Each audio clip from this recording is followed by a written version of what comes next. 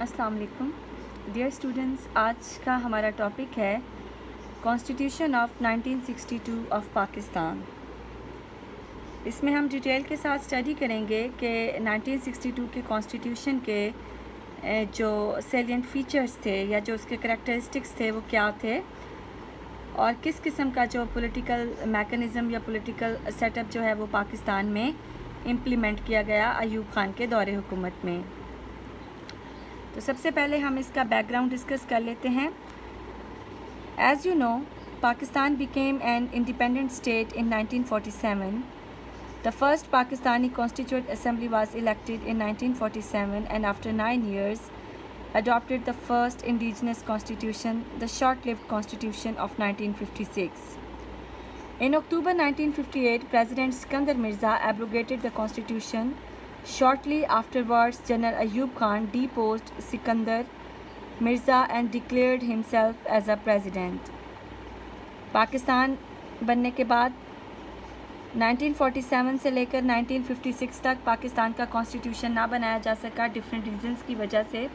बहरहाल 1956 में कॉन्स्टिट्यूशन जो है वो इम्प्लीमेंट कर दिया गया, लेकिन वो 2 साल तक काम कर सका। 1958 में सिकंदर मिर्ज़ा जो कि उस वक्त सदर थे, उन्होंने अयूब खान से मार्शल लॉ इम्पोज करने का कहा, लेकिन मार्शल लॉ की इम्पोजिशन के साथ ही जनरल अयूब खान ने सिकंदर मिर्ज़ा को भी डिपोज कर दिया और ख़ुद सदारत का ओहदा संभाल लिया। On 17 February 1960, Ayub Khan appointed a commission to report on the future political framework for the country. The commission was headed by the former Chief Justice of Pakistan, Muhammad Shahabuddin, and had 10 other members, 5 each from East Pakistan and West Pakistan, composed of retired judges, lawyers, industrialists, and landlords. The report of the Constitution Commission was presented to President Ayub on 6th May and thoroughly examined by the President and his cabinet. सदारत का ओहदा संभालने के बाद 17 फरवरी 1960 को अयूब खान ने एक constitutional commission जो है वो कायम किया ताकि पाकिस्तान के लिए फ्यूचर कॉन्स्टिट्यूशन के हवाले से रिकमेंडेशंस डिस्कस की जा सकें। इस कमीशन को former chief justice of Pakistan Mohammad Shahabuddin lead कर रहे थे और उनके साथ 10 जो है वो मेंबर्स और थे। 5 मेंबर्स ईच जो है वो ईस्ट पाकिस्तान और वेस्ट पाकिस्तान से थे, जिनमें के रिटायर्ड जजेस, लॉयर्स, इंडस्ट्रियलिस्ट और लैंडलॉर्ड्स वगैरह शामिल थे। कॉन्स्टिट्यूशन कमीशन ने अपनी रिपोर्ट जो है 6 मई को प्रेसिडेंट अयूब को पेश कर दी, जिसको प्रेसिडेंट अयूब खान ने अपने कैबिनेट के साथ मिलकर एग्जामिन किया। In January 1962, the cabinet finally approved the text of the new constitution. It was promulgated by the President Ayub on 1st March 1962 and finally came into effect on 8th June 1962. The constitution contained 250 articles divided into 12 parts and 3 schedules. With the enforcement of this constitution, after 44 months, martial law came to an end. जनवरी 1962 को general Ayub Khan ने अपने cabinet के साथ मिलकर इस new constitution draft को approve किया, जिसको फाइनली 8 जून 1962 को इम्प्लीमेंट कर दिया गया। कॉन्स्टिट्यूशन एक रिटन डॉक्यूमेंट था जो कि 250 आर्टिकल्स पर मुश्तमिल था। 12 इसके हिस्से थे, 3 इसके शेड्यूल्स थे और कॉन्स्टिट्यूशन की इन्फोर्समेंट के साथ ही मार्शल लॉ जो है वो पाकिस्तान में ख़त्म कर दिया गया। अब हम डिस्कस करते हैं डिटेल में इसके salient features. So first of all, it was a written and detailed document. It was written in nature and character. It consisted of 250 articles and 3 schedules. Thus, it was comparatively detailed document. Keeping in view the lack of democratic values and established norms, it was thought useful to give a detailed code of constitutional law as could regulate the conduct of different political institutions.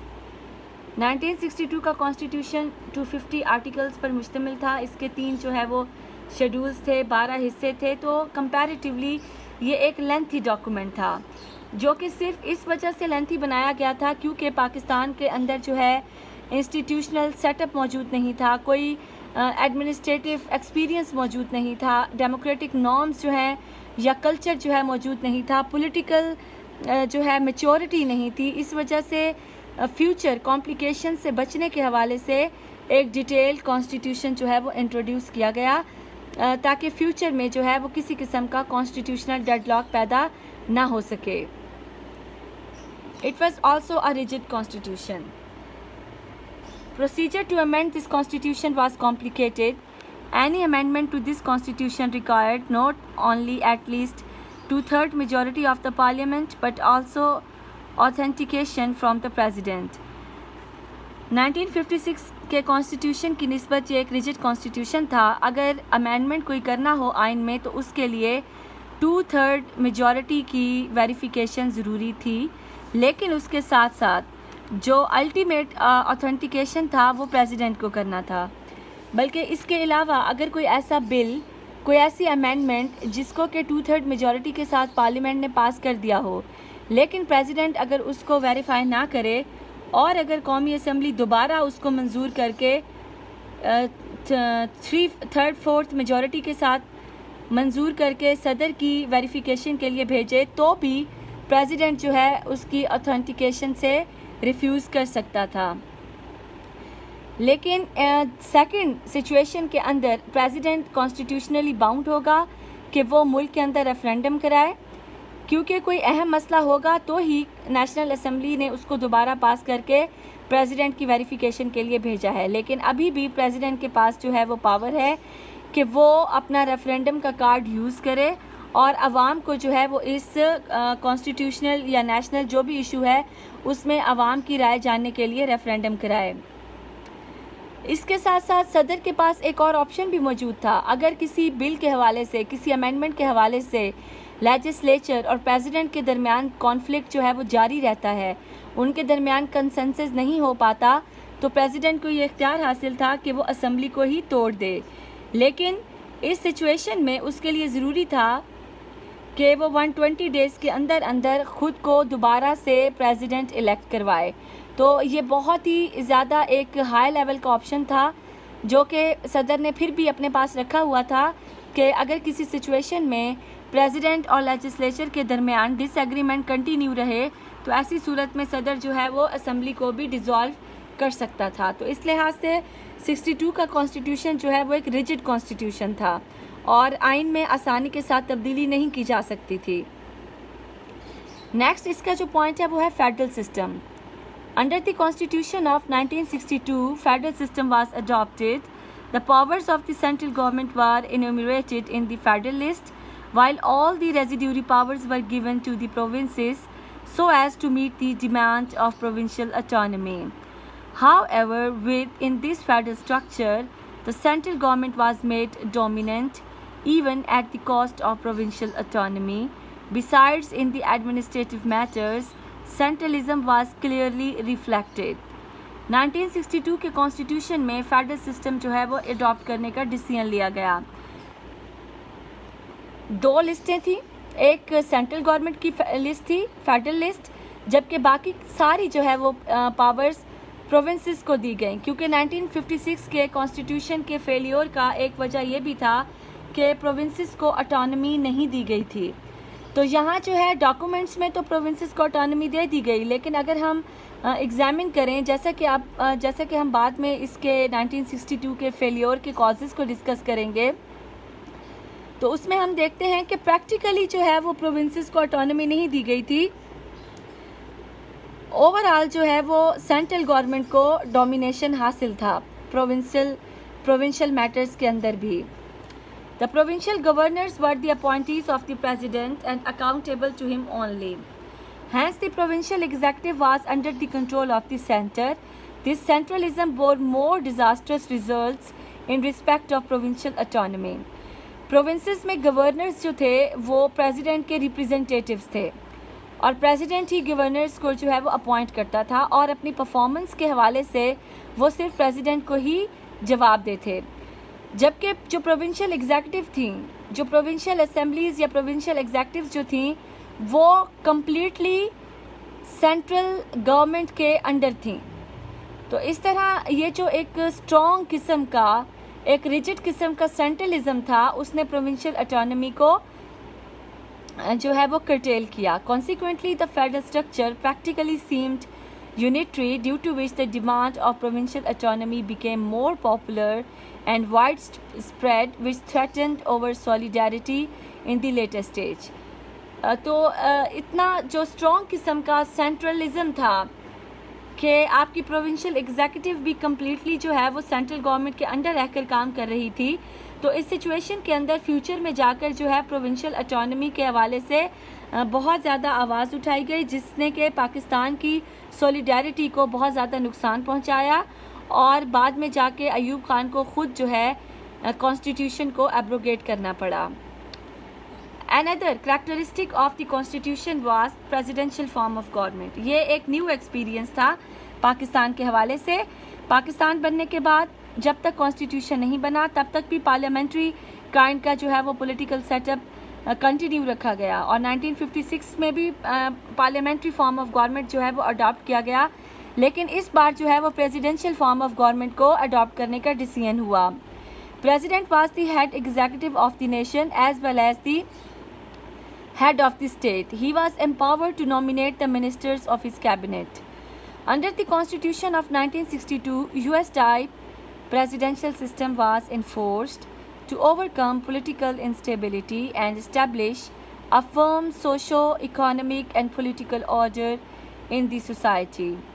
All the executive authority was vested in the president, who was unanimously responsible for the business of the central government.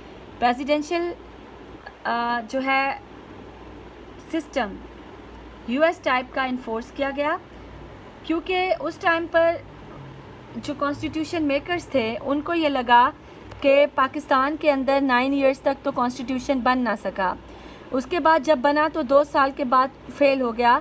तो इस political instability को ख़त्म करने के लिए एक powerful government का मौजूद होना ज़रूरी है, एक स्ट्रॉन्ग एग्जीक्यूटिव का मौजूद होना ज़रूरी है जो कि अपने डिसीजंस जो है वो विदाउट एनी प्रेशर और विदाउट डिले ले सके, ताकि मुल्क के अंदर जो है सोशो पॉलिटिकल और इकोनॉमिक ऑर्डर जो है वो मेंटेन किया जा सके। लिहाजा हर किस्म की एग्जीक्यूटिव अथॉरिटी जो है वो प्रेसिडेंट को दी गई और इस तरह जो है वो स्टेट अफेयर्स के हवाले से जो प्रेसिडेंट था वो ऑल एंड ऑल बन गया। All the ministers were appointed by him and they were accountable to him alone. They could participate in the deliberations of the legislature, but they were not responsible to it. Along with the provincial governors, all the top-ranking officials were appointed by him. The president also enjoyed certain legislative, military and judicial powers. The provincial setup also followed the central structure. In short, it was the president who was all in all. अपने cabinet ministers को भी president appoint करता था, जो कि अपनी performance के हवाले से, डिस्चार्ज ऑफ ड्यूटीज़ के हवाले से सिर्फ और सिर्फ प्रेसिडेंट को ही जवाब देते। इसी तरह वो लेजिस्लेचर की जो सेशंस हैं उनमें डेलिबरेटली पार्टिसिपेट करते थे, लेकिन वो लेजिस्लेचर को जवाबदेह नहीं थे। इसके साथ साथ प्रोविंशियल लेवल पर जो गवर्नर्स थे और इसके अलावा जितनी भी क्रीम ऑफिशियल्स थे उन सबको प्रेसिडेंट अपॉइंट करता था।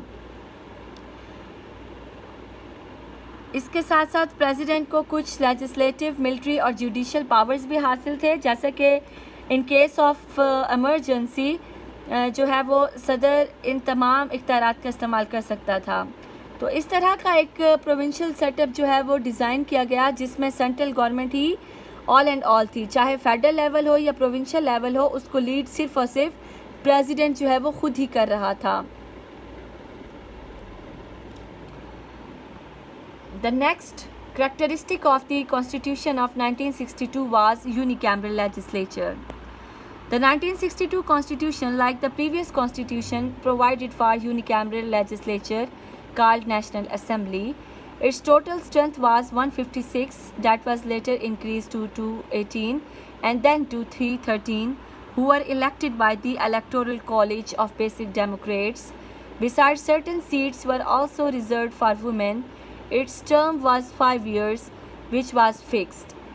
1956 के कॉन्स्टिट्यूशन की तरह एक तरफ तो फेडरल सिस्टम अडॉप्ट किया गया, लेकिन दूसरी तरफ लेजिस्लेचर का सिर्फ एक ही हाउस रखा गया, जबकि हम पहले भी एक्सपीरियंस कर चुके थे कि यूनिकैमरलिज्म जो है वो भी 1956 के कॉन्स्टिट्यूशन की फेल्योर की एक रीज़न था। लेकिन उसके बावजूद 1962 के कॉन्स्टिट्यूशन में भी पाकिस्तान में लेजिस्लेचर का एक ही हाउस नेशनल असेंबली के नाम से इस्टेब्लिश किया गया। टोटल स्ट्रेंथ इसकी जो है 313 थी, जिनको के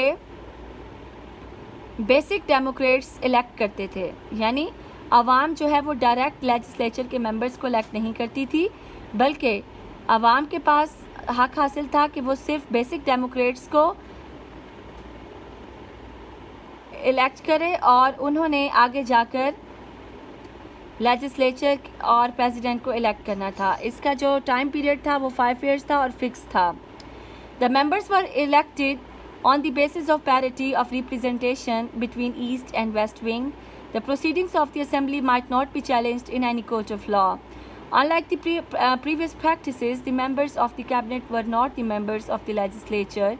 The ministers could attend its meetings, but like US system, neither the president nor his cabinet colleagues were responsible to it. तो मेंबर्स जो है बेसिक डेमोक्रेट्स के ईस्ट और वेस्ट पाकिस्तान से लिए जाने थे और असेंबली की प्रोसीडिंग्स को किसी भी कोर्ट में चैलेंज नहीं किया जा सकता था। कैबिनेट के जो मेंबर्स थे वो लेजिस्लेचर को जवाबदेह नहीं थे, जैसा कि यूएस प्रेसिडेंशियल सिस्टम में भी यही जो है वो ट्रेडिशन मौजूद है कि प्रेसिडेंट और इसके कैबिनेट मेंबर्स जो हैं वो असेंबली के सेशन अटेंड तो करते हैं, लेकिन अपनी ड्यूटीज़ के हवाले से वो लेजिस्लेचर को जवाबदेह नहीं होते। Indirect election. It was a new innovation in the 1962 Constitution.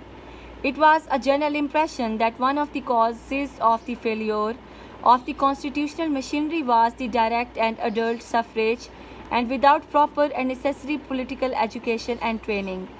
1956 के कॉन्स्टिट्यूशन के फेल्योर की एक वजह जो है वो इनडायरेक्ट इलेक्शन को माना जाता था, लिहाजा 1962 में इनडायरेक्ट इलेक्शन को इम्पोज किया गया कि अवाम जो है वो अभी पॉलिटिकली इतने मैच्योर नहीं है, एजुकेट नहीं है या ट्रेंड नहीं है कि वो अपने रूलर्स को चुन सकें, लिहाजा अडल्ट सफरेज की बजाय जो है इनडायरेक्ट इलेक्टोरल मेथड को अडॉप्ट किया गया।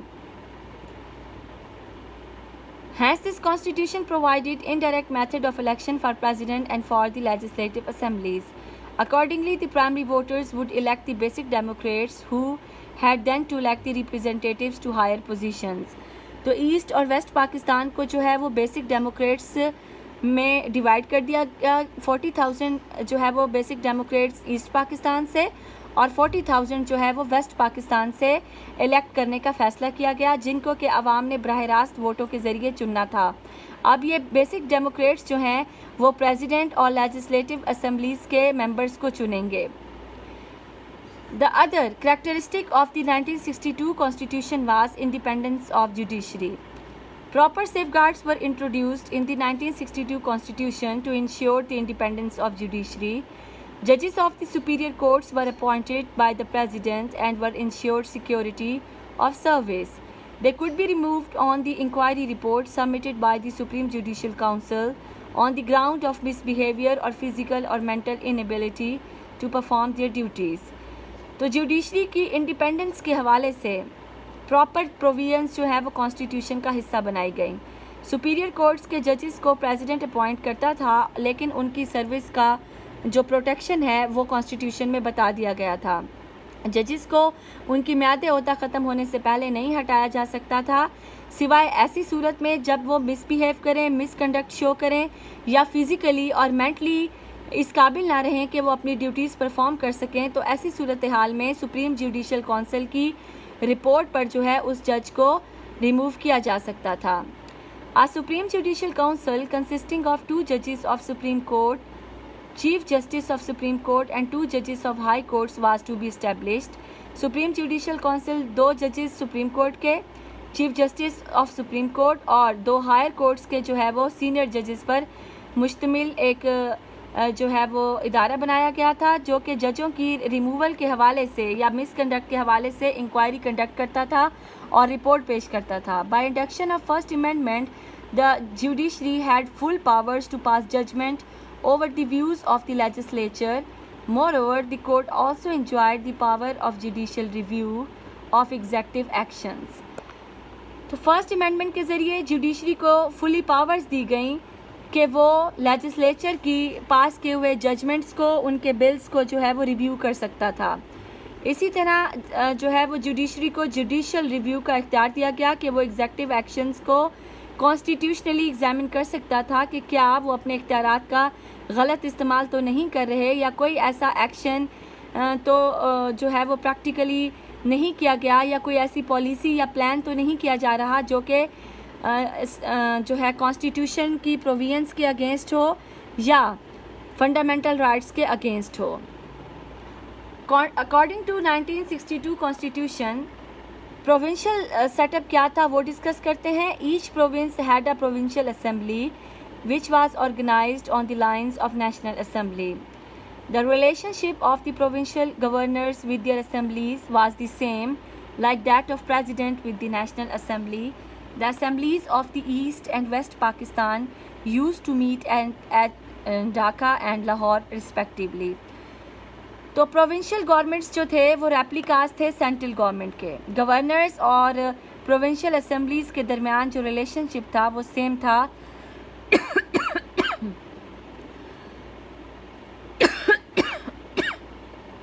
जो कि प्रेसिडेंट और नेशनल असेंबली के दरमियान था। प्रोविंशियल असेंबलीज का जो हाउस थे वो ढाका और लाहौर में थे। The governors appointed by the president had a council of ministers in the same manner as the president who belonged to their respective province. जैसे कि प्रेसिडेंट को डिफरेंट मैटर्स में हेल्प आउट करने के लिए उसकी कैबिनेट मौजूद थी, इसी तरह प्रोविंशियल लेवल पर जो है गवर्नर्स के पास काउंसिल ऑफ मिनिस्टर्स थी जो कि गवर्नर को एडमिनिस्ट्रेटिव मैटर्स में सपोर्ट करती थी और सिर्फ गवर्नर को ही जवाब देती। Another important characteristic of the 1962 Constitution was fundamental rights and the principles of policy. In the original Constitution, there was no list of fundamental rights. It was due to the First Amendment in the Constitution in 1963 that these were included and made its part. Prior to that, these were laid down in the directive principles of policy. The list of fundamental rights contained almost all the rights secured to its citizens by a modern welfare state. The principles of policy were also incorporated in the Constitution, and most of the Islamic provisions were made the part thereof. These principles of policy dealt with such matters as Islamic way of life, national integration and solidarity, social welfare, protection of the rights of minorities, development of backward areas, etc. तो fundamental rights को पहले constitution का हिस्सा नहीं बनाया गया था। अवाम के एहतजाज पर और मीडिया के प्रेशर पर जो है 1963 में फंडामेंटल राइट्स को कॉन्स्टिट्यूशन में इनकॉर्पोरेट किया गया। पहले ये सिर्फ जो है वो प्रिंसिपल्स ऑफ पॉलिसी का हिस्सा थे। एनी हाउ बाद में तमाम फंडामेंटल राइट्स को कॉन्स्टिट्यूशन का हिस्सा बना दिया गया, जो कि हम पहले भी डिटेल में डिस्कस कर चुके हैं, और इसके साथ साथ प्रिंसिपल्स ऑफ पॉलिसी को भी कॉन्स्टिट्यूशन का हिस्सा बनाया गया, जिसका ज़्यादातर ताल्लुक जो है वो Islamic way of life, national integration, solidarity, social welfare और प्रोटेक्शन ऑफ माइनॉरिटी राइट्स और इसके साथ साथ डेवलपमेंट ऑफ बैकवर्ड एरियाज़ के हवाले से था। Islamic provisions were also incorporated in the Constitution of 1962. Like previous Constitution of 1956, the objective resolution was included in the preamble of the Constitution. The teachings of Quran and Islamiyat were to be made compulsory. The President was to be Muslim. Pakistan was declared an Islamic Republic through First Amendment. No un-Islamic law would be enacted and all the existing laws should be Islamized, etc. Islamic provisions 1962 के जो है constitution का हिस्सा बनाई गई थी।